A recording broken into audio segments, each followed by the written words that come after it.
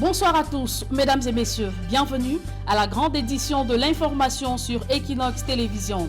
Au menu de ce 20h, match Cameroun-Cap-Vert, les balbutiements d'une préparation. Censé démarrer en matinée, la toute première séance d'entraînement des Lions Indomptables s'est finalement tenue en fin de soirée au stade militaire de Yaoundé. Principale cause de ce grave retard observé, la bataille pour le contrôle et la gestion de l'équipe qui fait rage entre le ministre des Sports et de l'Éducation physique et la Fédération camerounaise de football. Du ministre Narcisse Mouelé-Kombi et Samuel Eto'o, aucun des deux dirigeants ne veut lâcher prise, mettant en péril la tanière au rythme d'un désolant spectacle d'épuisière entre l'Hôtel des Lions et leur stade d'entraînement. Quel état d'esprit pour les Lions à 5 jours du premier match qualificatif à la Coupe du Monde 2026? On fait le point d'une folle journée de désaccord dans la recherche d'une union sacrée dans ce journal. Massacre des villageois, fonctionnaires et autres agents de l'État dans les régions anglophones du Cameroun. La saignée se poursuit, mais cette fois dans le nord-ouest. Le délégué départemental des sports et de l'éducation physique pour le Dongamantoum vient d'être abattu à bout portant par des combattants séparatistes. Fournier d'Éric tombe quelques jours après l'assassinat du maire de Bello et 2 de ses adjoints le 20 mai, ainsi que les 6 gendarmes mitraillés à bord de leur véhicule à Yumondjok dans le sud-ouest. Le gouvernement assure-t-il encore pleinement la sécurité des populations dans cette partie du pays devenue presque un no man's land? On en parle dans cette édition du 20h.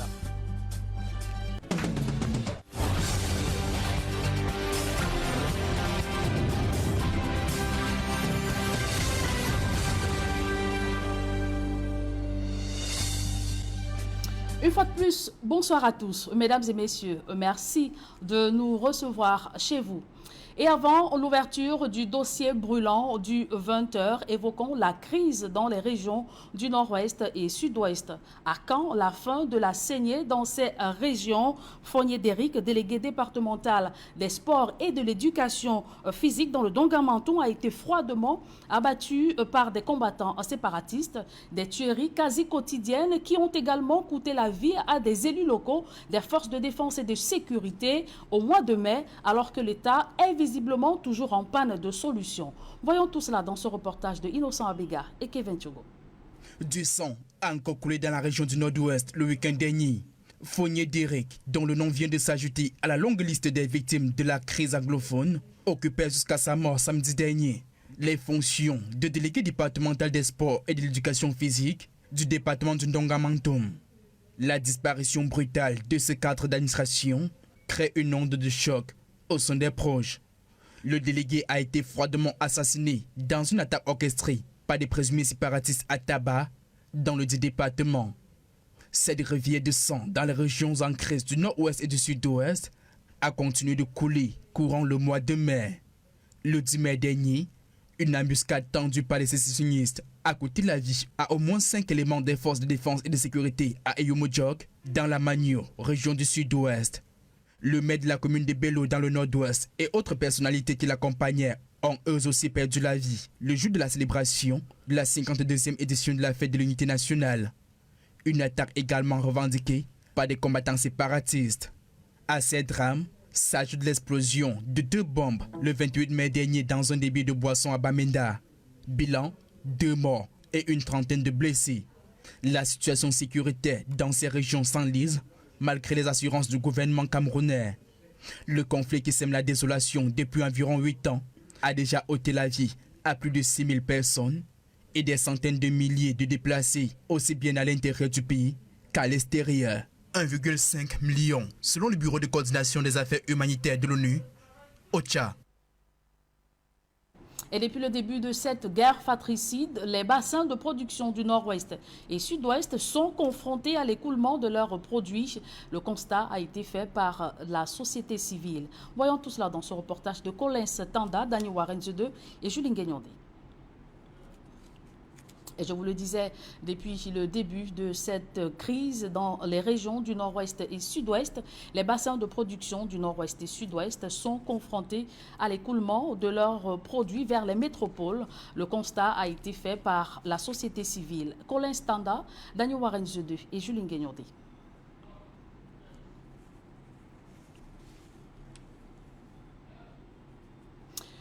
Et je vous le disais, nous n'allons malheureusement pas avoir ce reportage de Julie Ngueyondé dans cette édition du 20h. Parlons santé à présent. Évoquons cette révolution dans le secteur médical camerounais. Dès le 1er juillet prochain, la délivrance des médicaments est désormais soumise à une prescription sur ordonnance. C'est l'essentiel d'un communiqué signé du président de l'Ordre national des médecins du Cameroun, le docteur Rodolphe Fankwa. Si cette réforme a pour but d'assainir le secteur médical, elle soulève quelques inquiétudes. D'autres précisions dans ce reportage de Girès Yopar et Claudia Issia. Et ce reportage de Claudia Issia que nous aurons certainement avant la fin de cette édition du 20h. Ouvrons le dossier brûlant du journal.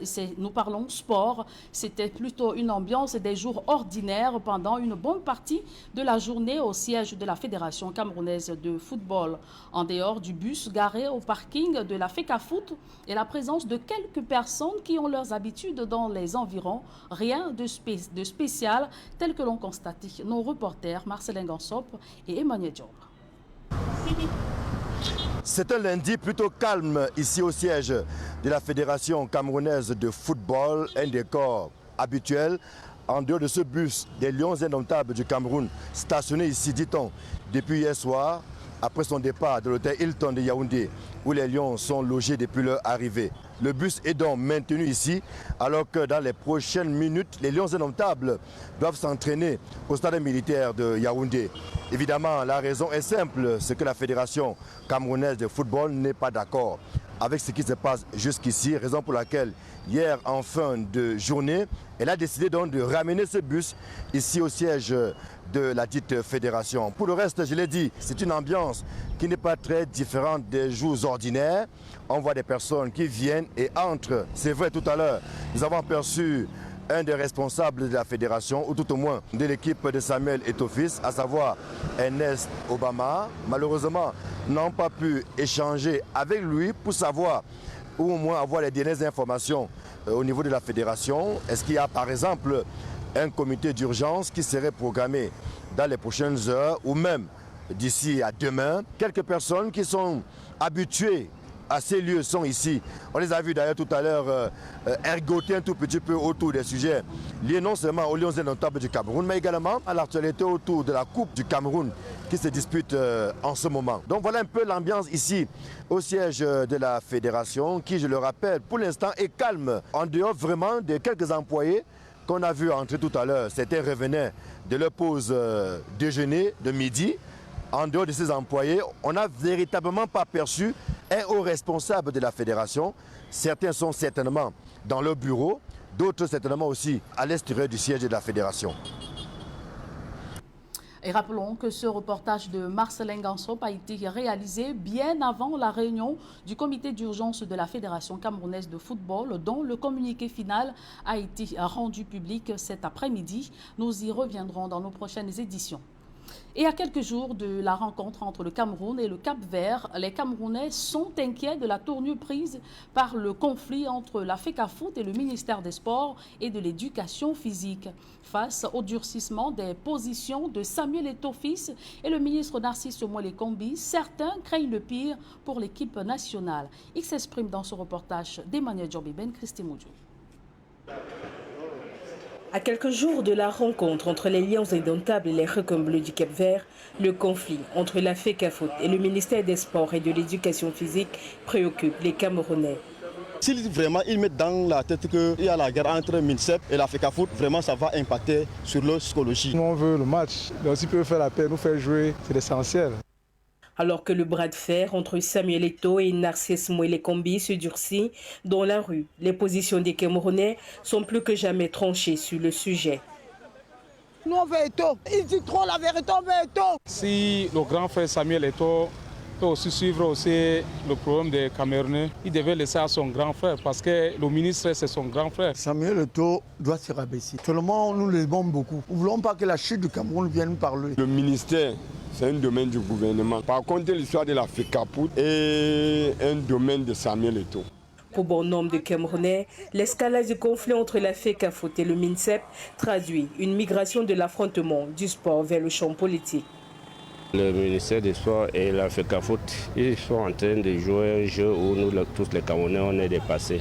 J'ai comme l'impression que ce n'est même plus du sport qu'il s'agit. Ils ont quitté le champ du sport pour tomber dans les champs politiques. C'est ce que nous sommes en train de vivre actuellement. Une migration qui inquiète alors que les positions se durcissent de plus en plus dans les deux camps. Et comment l'homme de la rue, le citoyen lambda de la ville de Douala, vit cette situation qui ne cesse de s'enliser entre motion de soutien au président de la Fédération camerounaise de football et les partisans du ministre des Sports. Les supporters des Lions indomptables se confrontent dans ce reportage que signent Théophile Tchunke et Ulrich Gonomala. L'on pensait déjà que c'était terminé le 30 mai dernier avec la publication par la FECAFOOT de la liste dite définitive du staff technique devant encadrer l'équipe nationale des Lions indomptables. Mais la guerre froide entre l'instance fêtière du football et sa tutelle a mis en exergue un autre épisode, divisant davantage les fans du football. À regarder la chose de près, j'ai comme l'impression que c'est la FECAFOOT qui est dans son droit. Sauf si on venait à nous démontrer le contraire. Et ton fils est un enfant que Dieu a béni. Il a son argent, il n'a pas pris la FECAFOOT pour s'enrichir. Il a pris pour redresser. C'est ça que les gens ne le veulent pas là-bas. On ne met pas le dans le fourri. Des supporters des Lions qui ne cachent pas leur motion de soutien envers la présidence de la FECAFOOT, dont le secrétariat dit bénéficier des hautes institutions du chef de l'État. Un argument pas vraiment logique pour le camp opposé. Ça m'éloigne de la logique gouvernementale.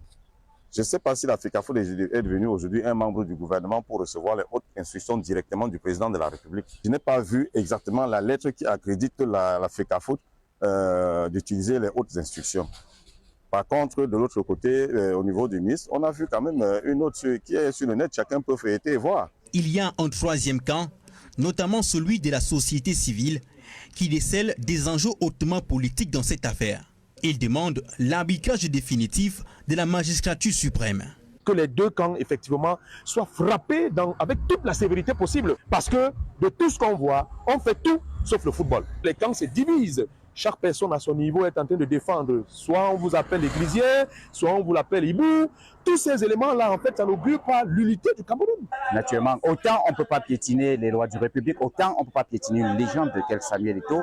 Pour moi, je suis tellement touché par cette situation. Je souhaite qu'elle trouve rapidement une solution. Le bras de fer se durcit entre la FECAFOOT et le ministère des Sports et de l'Éducation physique. Une situation qui perturbe la préparation des Lions indomptables à quelques jours du match contre le Cap-Vert à Yaoundé. Clap de fin pour la 24e édition des Jeux universitaires 2024. Présidée par le ministre d'État, ministre de l'Enseignement supérieur, la cérémonie de clôture a connu son apothéose avec le sacre de l'Université de Yaoundé 2 et l'annonce d'une nouvelle formule de la compétition. Le championnat zonal universitaire, arrêté depuis quelques années par le Conseil fédéral de la FENASU, démarrera en 2025 et ce format sera implémenté dans 4 zones. Présentation dans ce reportage de Martin Abanda et Josiane Ngok. La 24e édition des Jeux universitaires qui s'achève à Guerroy sera la dernière du genre, a fait savoir le ministre de l'Enseignement supérieur, président du Conseil fédéral de la Fédération nationale du sport universitaire. Cette annonce est contenue dans un communiqué signé du 2 juin dernier, dans lequel est largement détaillé le nouveau format des Jeux validés au cours de la 7e session du Conseil fédéral tenue le 7 février dernier à l'École nationale supérieure de l'Université de Yaoundé 1. Il a été convenu que les phases finales des Jeux universitaires se dérouleront après 2 ans. L'année avant sera consacrée à un championnat zonal qui sera déconcentré en 4 zones selon l'ordre alphabétique lié à chaque région. La zone A, elle abritera les compétitions des institutions publiques et les instituts privés d'enseignement supérieur de l'Adamawa, de l'extrême nord et du nord. La zone B, elle couvrira les institutions publiques et instituts privés d'enseignement supérieur du centre, de l'est et du sud. Zone C concernera les institutions publiques et instituts privés d'enseignement supérieur du littoral et du sud-ouest. La zone D, quant à elle, va abriter les institutions publiques et instituts privés d'enseignement supérieur du nord-ouest et de l'ouest. pour l'année 2025 où cette formule va prendre effet, les villes devant abriter la phase zonale sont déjà connues. Pour la zone A, la ville hôte sera Marois. La zone B tiendra ses compétitions dans la ville de Bertois. Zone C dans la ville de Boya et Chang pour la zone D. Au terme des zonaux, les athlètes des institutions publiques et instituts privés qui auront le mieux performé se retrouveront en phase finale dans la ville des Boulova l'année suivante, c'est-à-dire en 2026. Le Conseil fédéral de la Fédération nationale des sports universitaires entend par là élargir les espaces d'animation sportive universitaire et occasionner une plus grande participation de par sa proximité et son ancrage territorial. Cette formule devrait être moins coûteuse et plus fonctionnelle selon l'organe en charge. Et en santé, évoquons cette révolution dans le secteur médical camerounais. Dès le 1er juillet prochain, la délivrance des médicaments est désormais soumise à une prescription sur ordonnance. C'est l'essentiel d'un communiqué signé du président de l'Ordre national des médecins du Cameroun. Si cette réforme a pour but d'assainir le secteur médical, elle soulève quelques inquiétudes. Voyons tout cela dans ce reportage de Jiré Siopa et Claudia Issia. D'après ce communiqué du 30 mai signé par le président de l'Ordre national des médecins, à partir du 1er juillet 2024, il faudrait se munir d'une ordonnance signée par un médecin et établie sur un papier en tête comportant la dénonciation de la formation sanitaire, les noms et prénoms du médecin, sa spécialité, son adresse complète et surtout son numéro d'inscription à l'ordre pour acheter un médicament dans les pharmacies. Tous les autres ordres professionnels devraient aussi s'impliquer dans cette mesure qui devrait avoir pour objectif l'amélioration des soins de nos populations. Pour les pharmaciens, il est nécessaire que certaines mesures soient prises avant l'application de cette décision. C'est normal qu'ils demandent qu'on puisse présenter une ordonnance dans une pharmacie, mais je pense quand même que les conditions doivent être réunies dans un environnement avant d'avoir une exigence pareille. Le premier problème, c'est qu'il devrait s'associer au président de l'ordre des pharmaciens pour discuter avant de prendre une telle mesure, parce que c'est deux ordres complémentaires. Le Cameroun compte un médecin pour 1000 habitants, des chiffres qui inquiètent les pharmaciens. Il faut être sûr que dans toutes les régions du Cameroun, il y a un médecin. Il faut se mettre d'accord, se donner un délai de début d'application avec un début de dérogation et voir comment ça va fonctionner. Sinon, on va entrer en cacophonie et l'informel va reprendre le dessus. Certains observateurs redoutent que la mesure de l'ordre des médecins réduise l'accès aux soins. S'il fallait rencontrer un médecin, est-ce que le Camerounais moyen a la possibilité de rencontrer un médecin? Est-ce que la consultation chez le médecin, le prix sera bas? Ou alors, est-ce que la consultation chez le médecin sera gratuite? Si oui, je pense que c'est une très bonne initiative d'exiger une ordonnance avant de vendre un produit en pharmacie. Sinon, je pense qu'il faudra encore regarder le problème en profondeur. L'achat des médicaments se fait en grande partie de façon informelle au Cameroun en raison des faibles revenus des populations. Pour les usagers s'approvisionnant en pharmacie, les médicaments sont en général servis selon la demande du client sans ordonnance. Dans l'escale internationale, les discussions entre le Bénin et le Niger sont au point mort au sujet de la réouverture des frontières pour l'exportation du pétrole. Au Sénégal et en Afrique du Sud, l'ANC vient de subir un revers politique. Le parti historique, vieux de 30 ans, a perdu sa majorité au Parlement. Le Congrès africain est à la recherche des alliés pour gouverner. Et enfin, au Mexique, pour la première fois dans l'histoire du pays, une dame remporte l'élection présidentielle. La mouture internationale porte la signature de Nadine Niambo.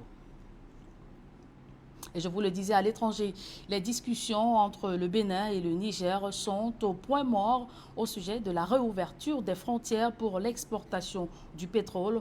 En Afrique du Sud, l'ANC vient de subir un revers politique. Le parti historique, vieux de 30 ans, a perdu sa majorité au Parlement. Et au Mexique, pour la première fois dans l'histoire du pays, une dame remporte l'élection présidentielle. Nadine Niambo.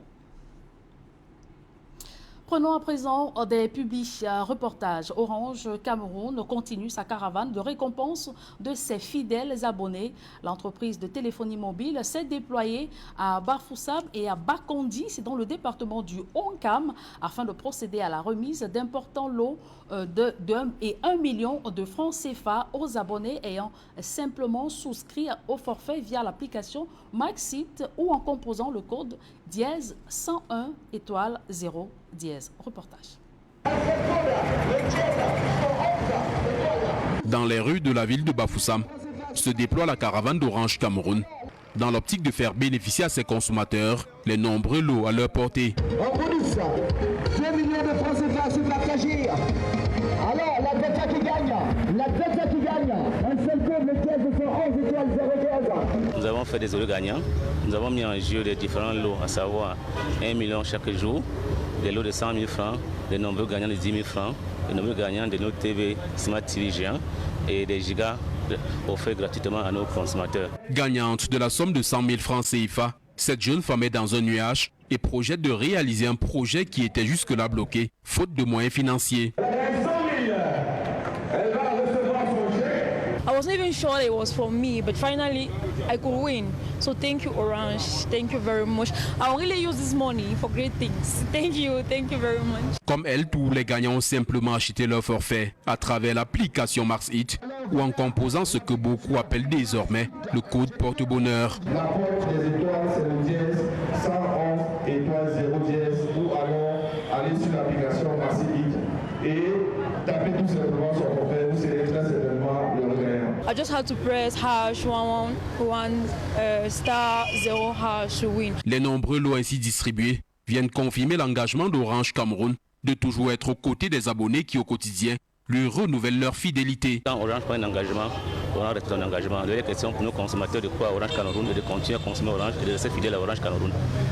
En plus des lots distribués pendant la caravane motorisée, les plus importants ont été remis lors d'une cérémonie solennelle déroulée à l'esplanade de la direction régionale ouest et nord-ouest d'Orange Cameroun, dans une ambiance festive.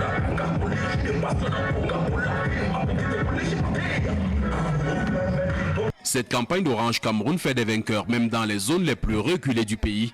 À Bakonji, dans le département du Onkam, une caravane a été organisée à l'effet de remettre des lots à de nombreux gagnants de Smart TV de 55 pouces. Des chèques de 100 000 et 1 million de francs CFA.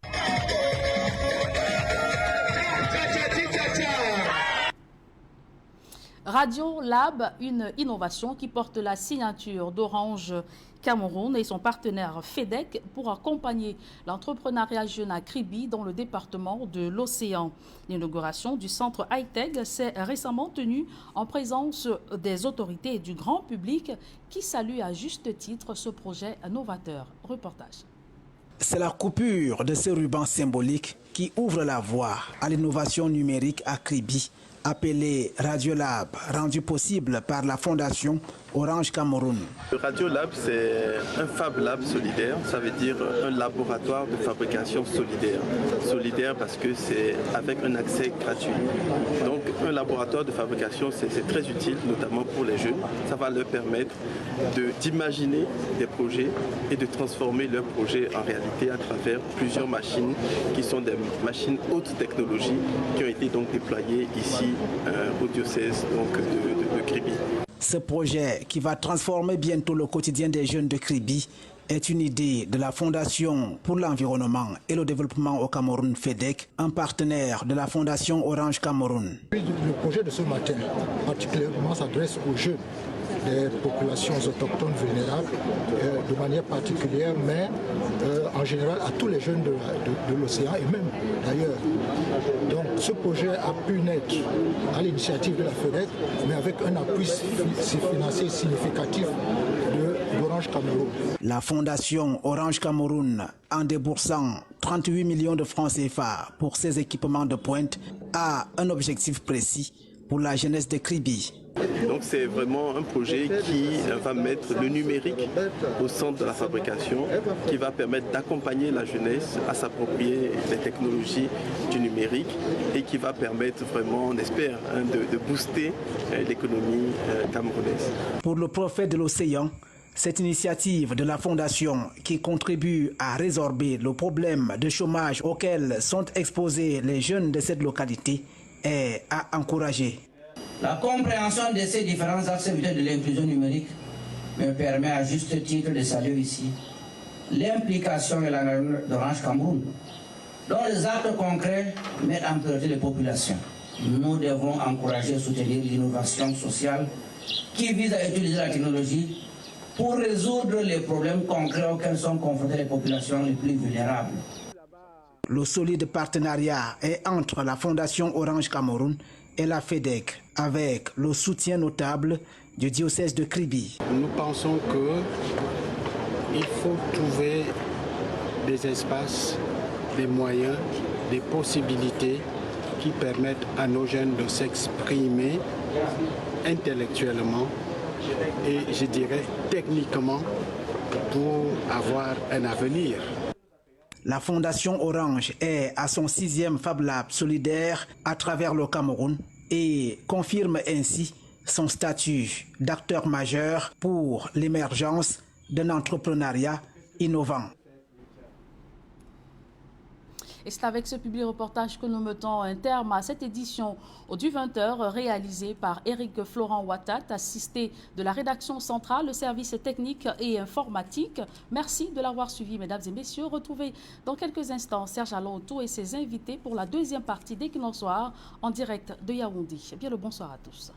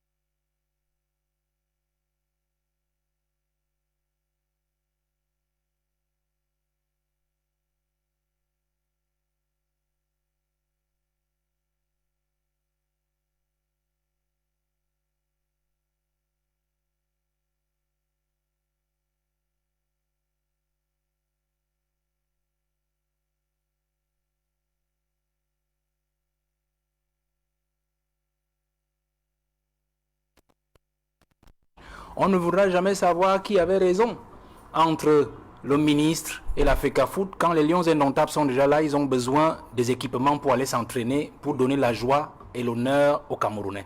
On ne veut plus savoir qui a raison. Vous comprenez? On ne veut plus savoir qui a raison ou qui a tort quand il faut leur donner un véhicule pour se rendre au stade. Vous comprenez? On ne veut plus savoir. Vous vous exécutez d'abord. Ça, c'est la règle numéro 1. La règle numéro 2, c'est que lorsque vous êtes en face de l'autorité de l'État et de celui qui l'incarne, vous devez pouvoir savoir jusqu'où vous pouvez aller et jusqu'où vous ne pouvez pas aller. Alors, je vais dire une chose simplement, ce qui s'est passé l'imbroglio d'hier, parce que je l'ai suivi vraiment de manière attentive jusque tard dans la nuit, parce que pour moi, j'utilise toujours ces éléments-là pour me donner une nouvelle température politique du pays et de mieux comprendre les orientations de celui que j'étudie au quotidien, afin de mieux étayer la jeunesse sur nos lendemains. Vous comprenez, c'est Paul Biya. Pourquoi? Parce que Paul Biya s'est muré, vous le savez, depuis 6 ans déjà, 7 ans de l'année prochaine, mais la stratégie qui a été adoptée par les aînés s'appelle en fait l'incubation administrative. Lorsque vous avez une autorité et qu'à un moment, vous avez fait un ping-pong de lettres et de missives, vous lui écrivez, elle vous écrit, vous lui écrivez, elle vous écrit, le ministre écrit, le président vous écrit, à un moment, il ne vous écrit plus. Il ne vous répond plus, faites attention, on est entré dans la phase d'incubation administrative.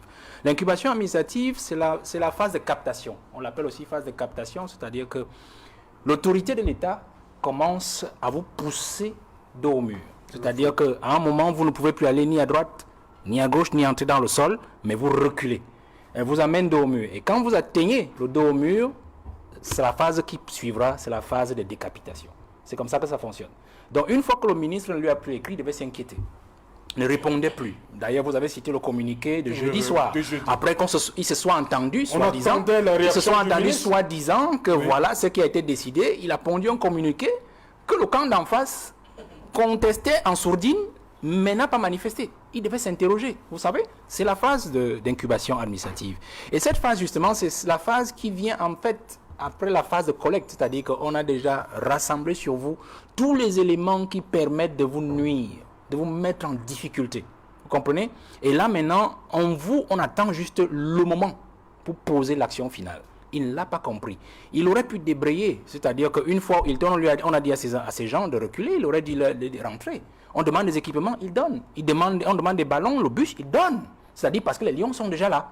C'est le peuple qui attend les résultats. Vous comprenez? Et donc, on l'a mis en porte-à-faux vis-à-vis du peuple conscient. Je parle du peuple conscient, je ne parle pas du peuple fanatique. C'est-à-dire du peuple conscient qui connaît les enjeux d'un pays. Vous savez, on a frôlé un incident diplomatique il y a une semaine. C'est-à-dire que dire à un étranger chez nous, est-ce que vous savez où vous êtes? Est-ce que vous savez? Vous savez pourquoi? Le président a dû prendre ses responsabilités un moment pour ralentir. Parce que ce qu'on ne vous dira pas, c'est la batterie diplomatique qui a dû être mise en place pour que nous ne soyons pas mal sur ce point-là. Vous voyez? Et donc pour dire que la phase d'incubation, c'est celle-là. C'est-à-dire on vous permet de faire les dernières fautes les plus graves. Et les fautes les plus graves sont celles qui portent sur l'honneur de la patrie. D'ailleurs, je pense que le même monsieur, on lui reconnaît le fait d'avoir refusé le drapeau du Cameroun face à M. Philemon Yang. Et c'est un Allemand qui a pris ce drapeau-là. Tu n'as pas pardonné Non, moi je ne suis pas Dieu pour pardonner. Moi je suis de l'État. Dieu a dit donner à César ce qui est à César. Et moi, dans ma formation, je suis froid. Je suis d'ailleurs, je vous ai dit, je suis un sécurocrate. Comprenez? Donc il a refusé le drapeau. Et on peut maintenant comprendre qu'il va dans le même sens.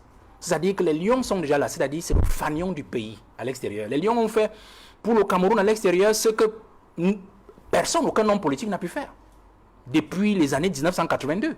Je parle sous votre contrôle, vous qui suivez le football, vous comprenez? Et donc, le Camerounais aujourd'hui est resté arc-bouté, accroché à son équipe nationale, qui en fait reste une équipe apolitique et qui continue à lui donner la joie quand ses gouvernants lui donnent de la tristesse. Vous comprenez? Les Camerounais ne sont pas prêts à accepter qu'un monsieur, fût-il une star planétaire, vienne s'amuser avec l'équipe nationale. Vous comprenez? On ne veut plus savoir qu'un ministre de la République, fût-il un protégé de je ne sais quel ministre dans le sérail ou un ami de Paul Biya dans le sérail, vienne s'amuser avec l'équipe nationale. Si vous avez été mis dos au mur dans un combat, une fois que vous sentez que le peuple va être mal, si je pose un acte, vous reculez. Ça, c'est de deux. De trois, c'est que, M. Otou, ce qui se passe actuellement rentre dans une logique présidentielle de voir au plus clair un autre de jeter la lumière sur ceux qui croient le manipuler dans son environnement proche. Vous savez, je vous ai dit qu'Eto'o est un lièvre politique. C'est-à-dire qu'on l'a laissé courir avec la FECAFOOT parce qu'on voulait voir qui grappite autour de lui. Vous voyez? Donc ceux qui n'ont pas pu organiser leur coup d'État dans l'affaire Martinez-Zogo, ils ont été mis à nu. À la présidence, comme ici à Yaoundé dans un ministère, les chefs de file sont connus, vous comprenez? Mais dans le football, il y en a qui sont cachés. Donc ceux qui sont dans la cuisine. Et donc ça fait que depuis qu'il court, le moins les Camerounais qui regardent, et le président, j'imagine, a aussi vu que voilà ce qui passe derrière sa célébrité, se cache derrière la lumière de son étoile, pour sortir au devant et courir avec l'État et le siège du président. Vous comprenez? C'est ça la grande difficulté aujourd'hui. Donc le silence du président est un silence intentionnel. Et ce que je veux dire en 4, c'est que ce qui arrive à la FECAFOOT, c'est déjà la fin de la souffrance des Camerounais qui s'annonce. Parce qu'en fait, Cabral Libye a été réglé, même si ça va encore continuer dans les procès, parce que c'est en fait un challenger du RDPC. Il fallait l'éliminer, il fallait lui enlever le parti.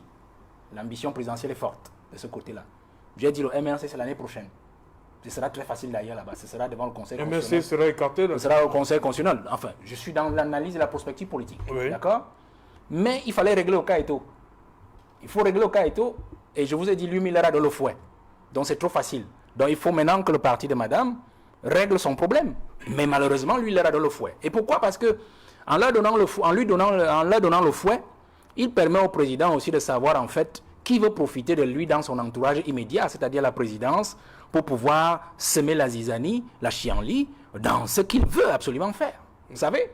Parce que quand le fou du roi, il entre dans la cour, il anime les sujets, le roi ne veut pas absolument que les folies de son fou s'arrêtent, tant que lui n'a pas décidé d'entrer en discours dans la cour. Vous comprenez? Or, le fouet que Eto'o leur a donné est tel que même le peuple se pose des questions aujourd'hui parce que nous devenons déjà conscients. Moi, je vous ai dit que moi, je ne parle pas des sujets de football. Je ne suis pas le seul. Depuis 2 ou 3 ans, je le dis. Mais une bonne partie du frange du peuple, 70 à 80, sait déjà que le football, c'est une animation, c'est une distraction. Donc, il y a ce qui doit déjà changer de carte. Eto'o, bientôt, ne sera plus utile. Imaginez un peu un Eto'o encore en train de courir dans la rue en 2025, en septembre, octobre, pendant que nous parlons de la succession. Ça n'a pas de sens, monsieur Otou. Donc il faut déjà régler son cas parce qu'en fait, ce n'est plus rigolo pour le président et il n'en profite plus. Et je vais sortir en disant que nous sommes dans une atmosphère politique de fin de règne.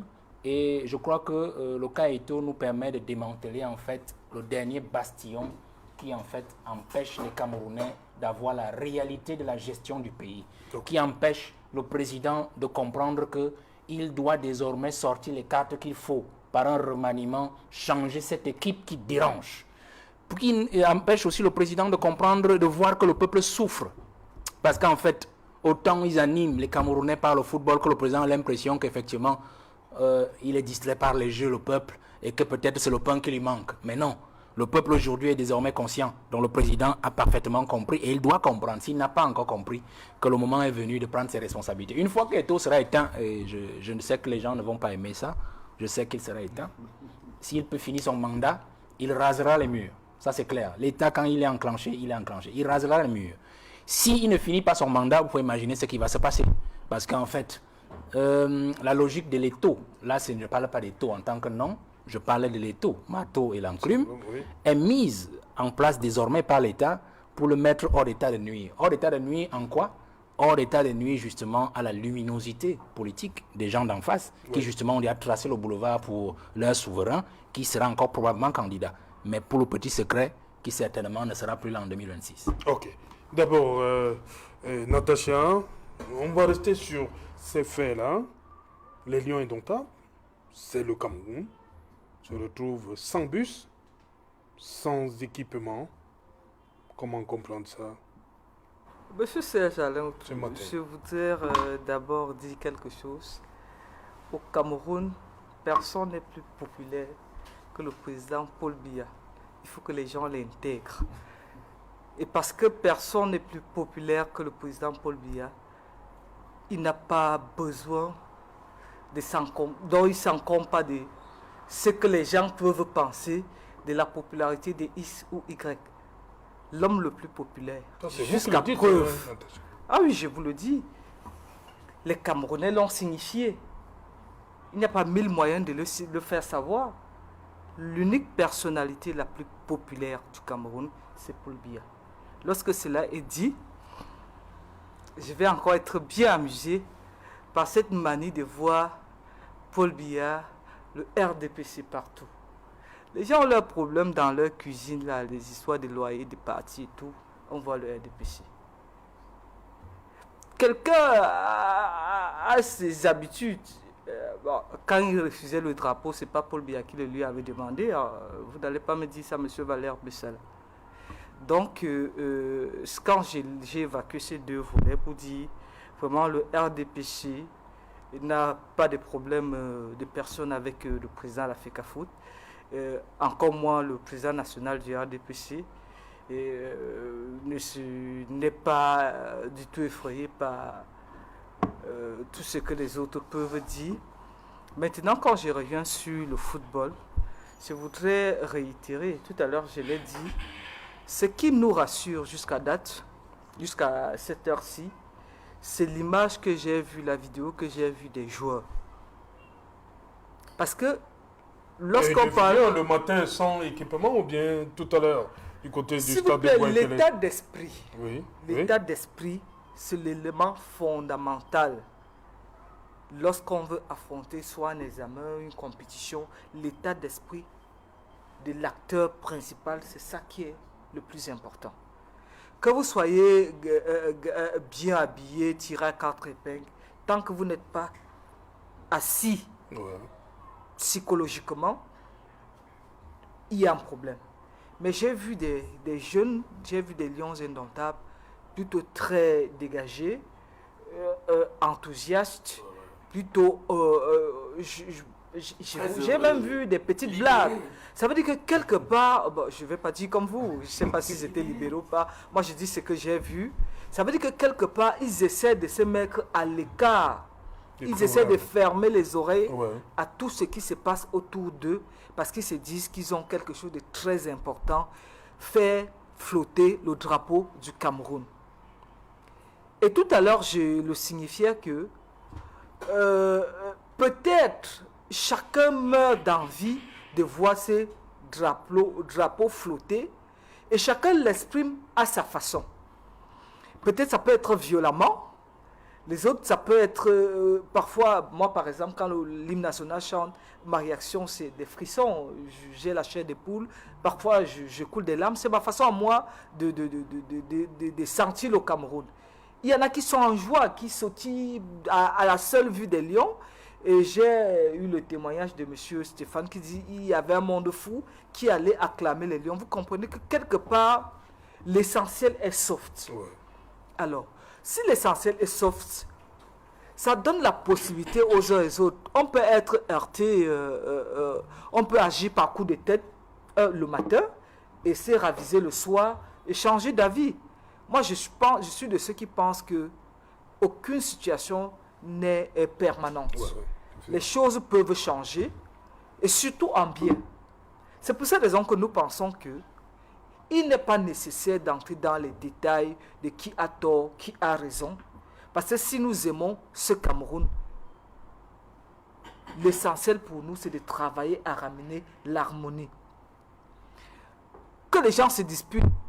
Bon, tout à l'heure, j'ai suivi, et j'ai encore suivi mon compatriote qui disait que Votre quoi? Le compatriote, Ah bon? tout à l'heure, il disait, en fait, vous voulez que je l'appelle?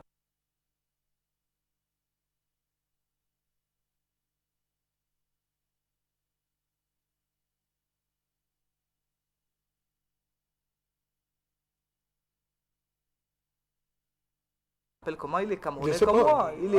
Il est camerounais comme moi. Il est comme comme vous voulez. Hein. Si vous pensez à autre chose, c'est votre liberté. On ne pense à rien. Si vous pensez à autre chose, c'est votre liberté. Vous ne me le jouez pas, vous le savez. Non.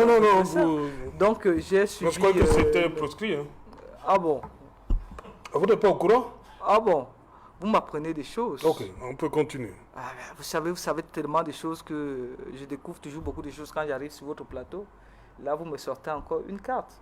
Bon, sur mon compatriote. J'ai pas dit chers compatriotes. Ok. Ça change quelque chose. J'ai suivi mon compatriote tout à l'heure dit que la FECAFOOT allait payer, réserver les chambres. Je ne sais pas si dit réserver ou payer. Ça, c'est trop d'amour, c'est trop de... Vous avez même proposé que la FECAFOOT le fasse pour Luanda? Pour Luanda, l'Angola, oui. Puisque l'État a déjà payé ici, ils joueront le 11, c'est ça. Ils peuvent anticiper et réserver là-bas.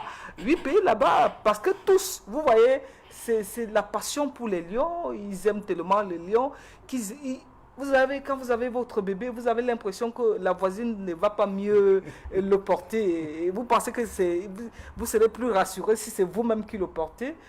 Oh, la voisine, elle-même, elle aimerait bien chouchouter votre... Donc, les lions, c'est un enfant choyé. Okay. Et bon, il a la chance d'avoir 2 babysitters.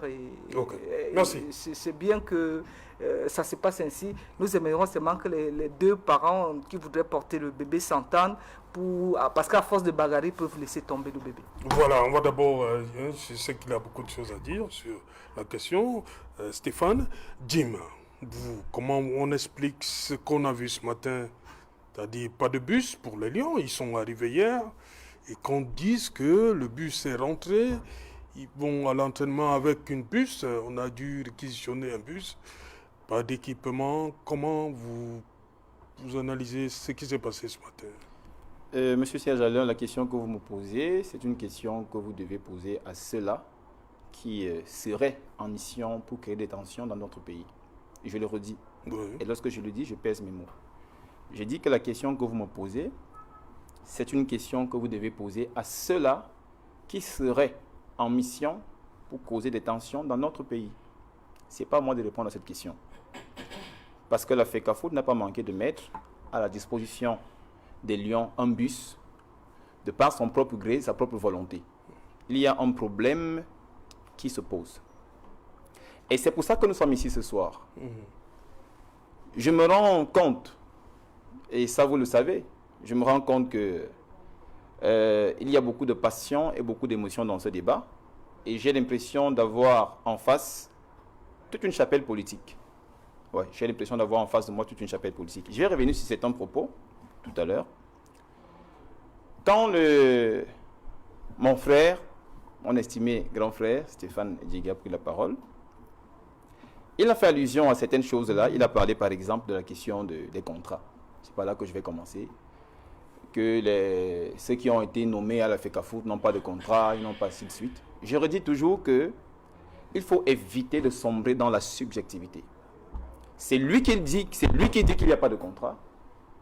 Et c'est lui qui doit prouver qu'il n'y a pas de contrat. S'il n'a aucune preuve matérielle qu'il n'y a pas de contrat, et qu'il fonde son argument sur le fait que quelqu'un a dit qu'on ne peut pas prendre ça en considération. Ça, c'est un argument qu'on bat en brèche très rapidement. On le bat, on l'écarte d'un revers de la main. Sur la question des nominations, parce que je reviens dessus parce que c'est ça qui pose problème jusqu'à l'heure actuelle. Oui. Que ce soit dans le cadre d'une mise à disposition, sur laquelle je vais d'ailleurs revenir tout à l'heure, Marc Brice n'est pas un fonctionnaire, c'est un contractuel régi par le Code du travail. Retournez à l'article en linéa 1. Ça nous explique clairement que le travailleur... Jim, je suis désolé, ouais. Ça c'est le problème du 2 avril. On a un match, le problème, on a une situation, je vous ai posé. Non, on ne va plus revenir sur les... Je crois que Marc Brice ait accepté des deux parties, nous sommes d'accord.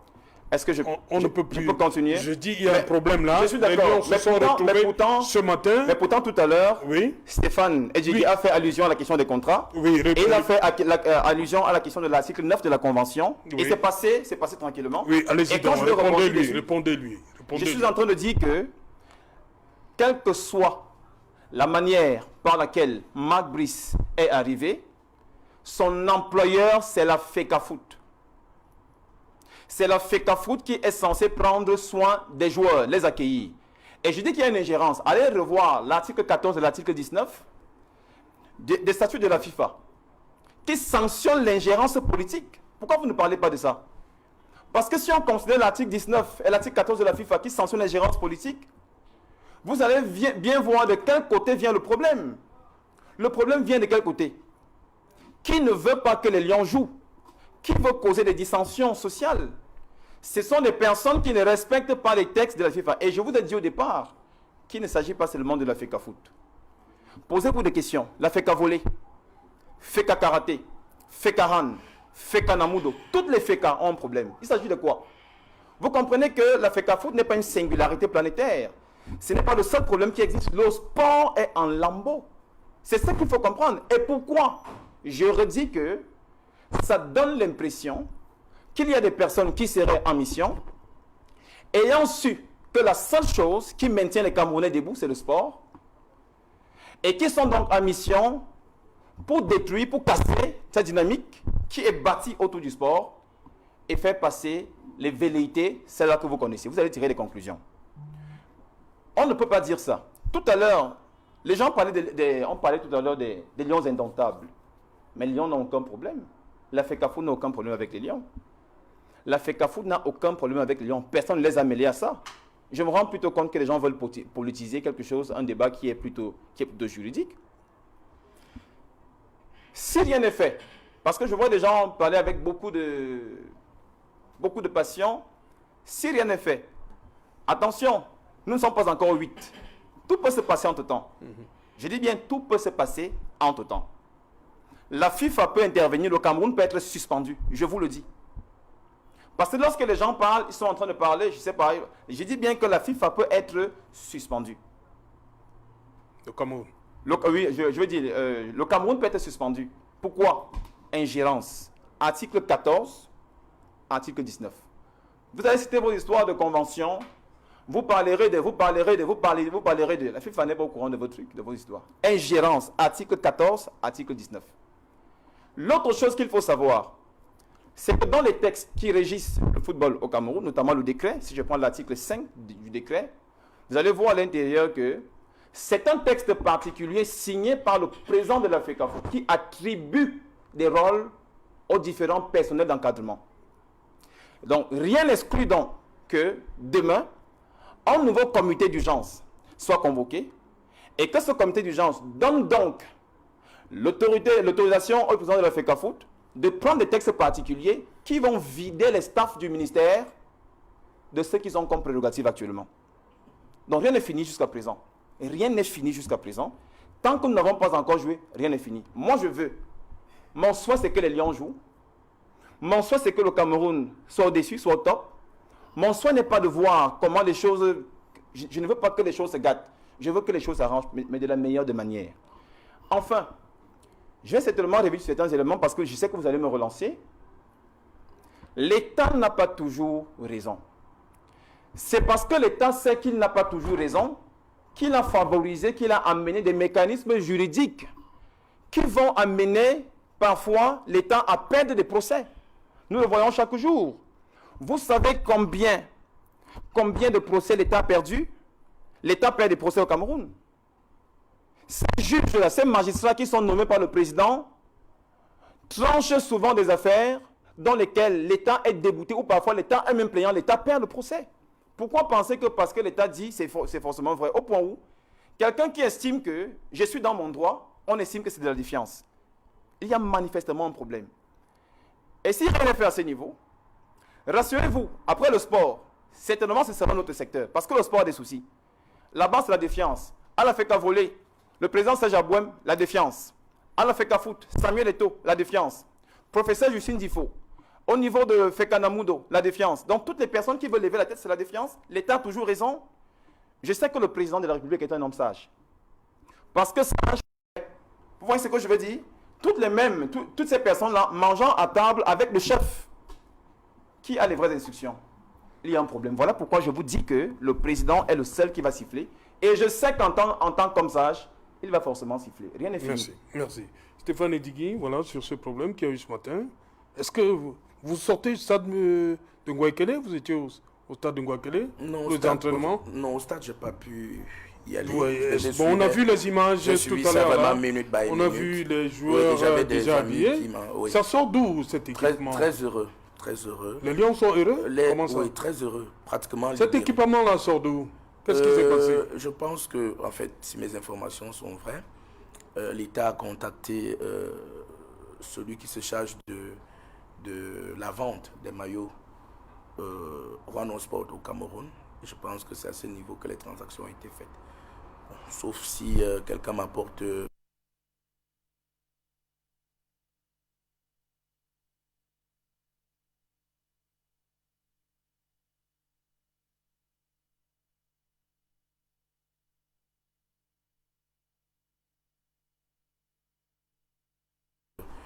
une information contraire. Ben c'est pas ça le plus important, parce que ce que mon jeune frère vient de dire est extrêmement grave. Je l'attendais sur des questions un peu plus... La seule chose que la FIFA a demandé à la FECAFOOT de faire, c'est de très rapidement revoir cette convention, ce qui n'a pas été fait. Cette convention n'a jamais été dénoncée par la FECAFOOT. Jamais. Jusqu'à preuve de contraire. Peut-être Jim, qui est plus introduit ces jours-ci là-bas, va mieux m'expliquer après. Mais ce que je sais, c'est que ça n'a pas été le cas. Il vous a parlé de toutes les fédérations, et ainsi de suite. Mais moi, je ne me souviens pas d'un problème que la fédération, le ministère des Sports avait la fédération camerounaise de handball, avait la fédération camerounaise de volleyball, avait la fédération camerounaise de Nambudo. Je ne me souviens pas.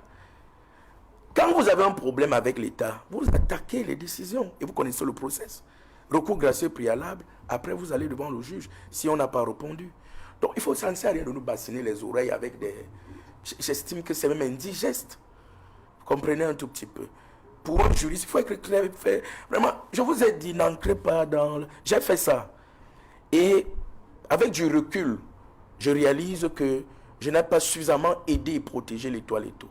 Parce que l'Étoile Eto, il faut lui dire la vérité, ces gens-là. C'est un monsieur qui a entouré des gens qui ont peur de lui. Malheureusement. Et il y en a également qui pensent qu'il a encore beaucoup d'argent, donc ils font l'effort de grappiller. Parce que quand vous voyez l'attitude de ces avocats, vous vous demandez fondamentalement, le secrétaire général avocat, vous vous demandez véritablement si c'est le droit qu'on fait là-bas. Qu'est-ce que vous avez? Vous faites une concertation avec l'État, du jamais vu au monde. Le communiqué final est signé de vous, du secrétaire général de la fédération. Il faut apprendre les usages. Envoyez-les de temps en temps à l'ENAM. On fait des cours là-bas, hein, pour voir comment ça se passe. S'il y a eu une concertation, la même manière que le président a parlé à travers son secrétaire général, s'il a donné des instructions à un autre au cabinet, je vous dis que ça ne se fait pas comme ça. Le chef de l'État, ça ne se fait pas. Il connaît, il distingue celui qui gère l'administration, celui qui gère ses affaires privées. C'est Paul Biya, c'est à ce niveau-là, vraiment, excusez-moi quand je dis son excellent Paul Biya, vraiment à ce niveau-là, il ne serait pas les petits trucs. Au pour un président de la fédération informe le ministre des Sports de ce qu'il a reçu des hautes instructions. Vraiment, vous êtes dans la plaque. Et c'est pour ça que je dis, vous qui êtes resté là-bas, vous avez vos raisons, vous êtes d'ailleurs libre. Vraiment, faites l'effort de dire à mon frère, à mon Yandom, de faire très attention, parce qu'il s'agit là de l'État. Personne ne peut piétiner l'État sans entrer dans le sable mouvant. Donc, je voulais terminer en disant que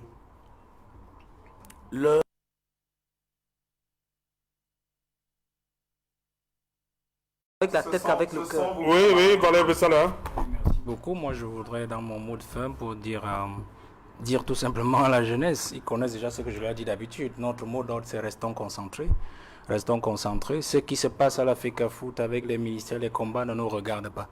On se concentre sur la succession que nous devons conquérir dès l'année prochaine et on se prépare activement. Restez tranquille, l'État doit toujours rester debout parce que troubler l'État, porter